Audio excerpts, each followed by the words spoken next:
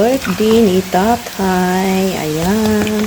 Today is December 11, 56th birthday ng aking asawa. So, ayan, simpleng handa lang po. Ayan, nagluto ako ng butchi. Ayan, butchi. Bilog na bilog, mashallah. Ayan siya, oh. Ayan. Ayan sila. Oh, sige. Happy birthday! Happy birthday! Happy birthday! Wala si Bella. Birthday to Bernie! Ayan, Happy birthday, Tito! Ayan, tara mabuyan niya. Oh, mabuyan niya. Inaway na naman ako. Bakit? Happy birthday ako. Ayan, ang handa. Kain na, let's go na. Ayaw niya masaya ako. Ayaw niya. Ayan. Kaya yung Kain na tayo.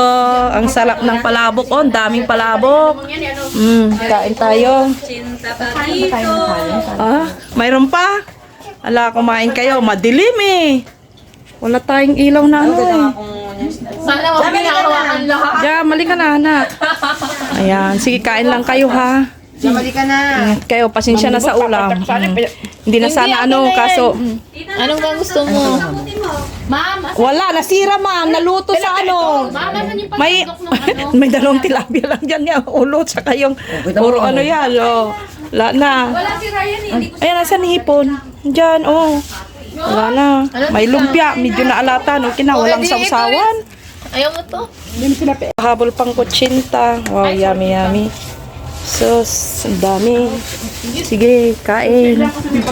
Happy birthday to you. Wala yung my birthday. Wala yung my birthday.